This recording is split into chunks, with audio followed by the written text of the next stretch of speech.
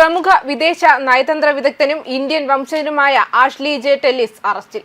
രഹസ്യ സ്വഭാവമുള്ള ദേശീയ പ്രതിരോധ വിവരങ്ങൾ നിയമവിരുദ്ധമായി കൈവശം വെച്ചു ചൈനീസ് ഉദ്യോഗസ്ഥരുമായി കൂടിക്കാഴ്ച നടത്തി തുടങ്ങിയ ആരോപണങ്ങളുടെ അടിസ്ഥാനത്തിലാണ് അറസ്റ്റ് ചെയ്തത്. 10 വർഷം വരെ തടവ് ശിക്ഷയും $2,50,000 വരെ പിഴയും ലഭിക്കാവുന്ന കേസാണെന്ന് US അറ്റോർണി ഓഫീസ് വ്യക്തമാക്കിയിട്ടുണ്ട്. സർക്കാർ രഹസ്യരേഖകൾ കൈകാര്യം ചെയ്തതുമായി ബന്ധപ്പെട്ട് ഫെഡറൽ അന്വേഷണത്തെ തുടർന്നാണ് ടെല്ലിസിനെ കസ്റ്റഡിയിലെടുത്തത്. ചൈനീസ് ഉദ്യോഗസ്ഥരുമായി നടത്തിയ കൂടിക്കാഴ്ചകളെക്കുറിച്ചുള്ള ആരോപണങ്ങളിലും അന്വേഷണം നടക്കുന്നുണ്ട്.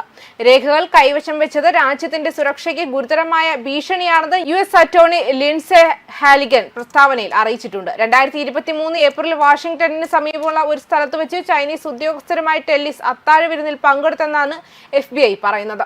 ഇറാൻ ചൈന ബന്ധത്തെക്കുറിച്ചും ആർട്ടിഫിഷ്യൽ ഇന്റലിജൻസ് ഉൾപ്പെടെയുള്ള പുതിയ സാങ്കേതിക വിദ്യകളെക്കുറിച്ചും ടെല്ലിസ് സംസാരിച്ചു.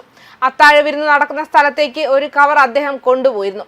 എന്നാൽ തിരികെ പോകുമ്പോൾ അത് ഉണ്ടായിരുന്നില്ലെന്നാണ് റിപ്പോർട്ടിൽ പറയുന്നത്. അതോടൊപ്പം മീറ്റിംഗിന് ശേഷം ചൈനീസ് ഉദ്യോഗസ്ഥർ ടെല്ലിസിന് സമ്മാനപ്പൊതികൾ നൽകിയതായും കണ്ടെത്തിയിട്ടുണ്ട്.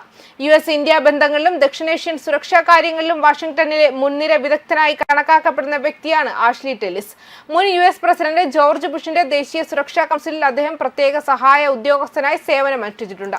കുറ്റം തെളിയിക്കപ്പെട്ടാൽ ടെല്ലിസിന് 10 വർഷം വരെ തടവും $2,50,000 വരെ പിഴയും ലഭിക്കാൻ സാധ്യതയുണ്ടെന്നാണ് വിലയിരുത്തൽ. അതേസമയം അമേരിക്കൻ സർക്കാർ ഭാഗികമായി പിന്നെയും സ്തംഭിച്ച അവസ്ഥയിലാണിപ്പോൾ. ഡെമോക്രാറ്റിക് പാർട്ടി അംഗങ്ങളും റിപ്പബ്ലിക്കൻ അംഗങ്ങളും തമ്മിലെ ബജറ്റ് തർക്കം തന്നെയാണ് കാരണം. സർക്കാരിന്റെ ഏതാണ്ട് 40% ജീവനക്കാർ ശമ്പളമില്ലാത്ത അവധിയിലേക്ക് പോകേണ്ടി വരുന്ന അവസ്ഥയിലെത്തി കാര്യങ്ങൾ. ആരോഗ്യ ഇൻഷുറൻസിലെ സബ്സിഡികളിലാണ് ഡെമോക്രാറ്റുകളുടെ വിലപേശൽ. സത്യത്തിൽ ട്രംപാണ് ലക്ഷ്യമെങ്കിലും കോൺഗ്രസ് അംഗീകരിച്ച പദ്ധതികൾക്കുള്ള പണം പിൻവലിക്കുന്ന ട്രംപിന്റെ രീതി അവസാനിപ്പിക്കാമെന്നും ഡെമോക്രാറ്റുകൾ വിചാരിക്കുന്നുണ്ട്. എന്നാൽ റിപ്പബ്ലിക്കൻ പാർട്ടിക്കും ട്രംപിനും ഇതൊരു അവസരമാണ്. ഡെമോക്രാറ്റ് ഭൂരിപക്ഷ സംസ്ഥാനങ്ങൾക്കുള്ള ഫെഡറൽ ഫണ്ടുകൾ ട്രംപിന്റെ ഉദ്യോഗസ്ഥർ സസ്പെൻഡ് ചെയ്തു. റിപ്പബ്ലിക്കൻ പാർട്ടിക്കാണ് കോൺഗ്രസിൽ ഭൂരിപക്ഷം. പക്ഷേ സെനറ്റിൽ ബിൽ പാസ്സാകാൻ 60 വോട്ട് വേണം. അതിന്റെ ആവശ്യ സർവീസുകൾ തുടരും. ആശുപത്രി സേവനങ്ങൾ, എയർ ട്രാഫിക് കൺട്രോൾ, അതിർത്തി സേന, നിയമപാലകർ, ഇമിഗ്രേഷൻ, കസ്റ്റംസ് ഇതൊക്കെ അതിൽപ്പെടും. Social security ആനുകൂല്യങ്ങൾക്കും തടസ്സമുണ്ടായില്ല. പക്ഷേ ഇതിലൊന്നും പെടാത്ത ആവശ്യമല്ലാത്ത സർവീസുകളിലെ ജീവനക്കാരാണ് പെട്ടുപോവുക. കരാറുകാരും ഇതിന് പുറത്താണ്.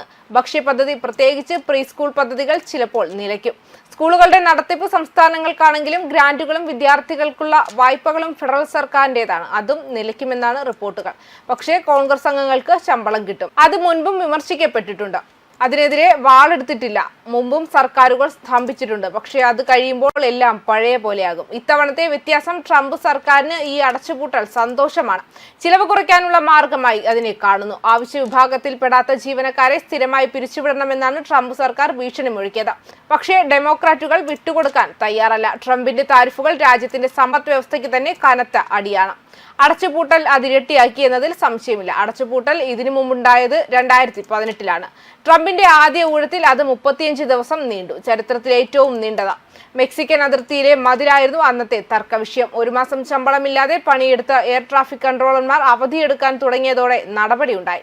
അന്ന് 11 ബില്യണാണ് വരുമാന നഷ്ടമുണ്ടായത്. 1995-ൽ ബിൽ ക്ലിന്റന്റെ കാലത്താണ് 21 ദിവസം സർക്കാർ സ്തംഭിച്ചത്. ഒബാമയുടെ കാലത്ത് 16 ദിവസവും റീഗന്റെ കാലത്ത് 8 പ്രാവശ്യവും സർക്കാർ സ്തംഭിച്ചു.